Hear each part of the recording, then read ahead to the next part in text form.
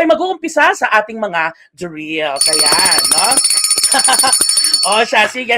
Ilalaban na po natin ito mga kababayan. Let's begin, no? With the first question. Ano po ang tawag natin sa isang teorya na nagsasabing population exceeds food supply? Na mas mabilis daw ang paglobo ng populasyon kaysa sa paglobo, no, ng pagkain. Ano po yung tawag dito, no? Is this the McLuhan theory or is this the Malthusian theory, no? Again, no? Ano pong teorya dito po sa ating social sciences ang nagsasabi, no, na talagang mabilis ang paglobo ng populasyon. Mas mabilis kaysa sa pagdami ng pagkain, kaya ang ending, nagkakaroon ng crisis ngayon. Ayan na nga, may sumasagot na. The correct answer is, ayan na, keep your answers coming. The correct answer is, it should be Malthus. Yes, no?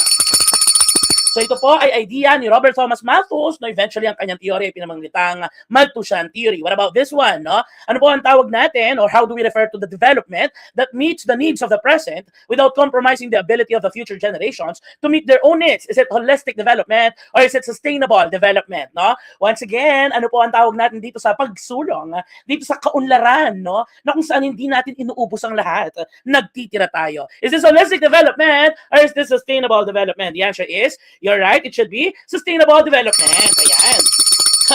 Sabi ganyan ni Ma'am Gian, miss po, Coach, miss rin po, ma'am, no? Maraming salamat po sa pagbisita. Anyway, no, ito na nga po, no? Ano naman po ang law, o naman po ang batas na nag-professionalize dito po sa teaching, no? Ayan, ito po ba RA 10533 o yun po ba ang RA 7836, no? Once again, what is the law that professionalized the teaching? Sige nga po, RA 10533 ba yan? Or RA 7836 ba yan, no? Siyempre, sabi nga nila, no? Ang pinaka-famous, no, na batas sa board exam, no? Mawala na lahat ng batas, wag lang yan siya, no? The law that professionalized teaching is none other than, yes, you're right, it should be RA 7836. Ayan, no? Tumpak, no? Samantalang ang 10533 naman ay mapatungkol sa K-12, no? So what about this one? The right to demand the presence of the accused in court is the writ of or pertains to the privilege to the writ of blank, no? Once again, the right to demand the presence of the accused in court is the writ of, yan na nga po, ano po ito? Writ of, yung tipong bring the body ang ibig sabihin, di ba? Kung sinabing bring the body, bigyan ng pagkakataon, no? Dalhin, no?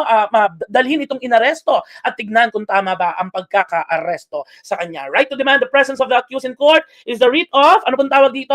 Ito po yung writ of, ayan, tama po yan. This is the writ of habeas corpus. Yes.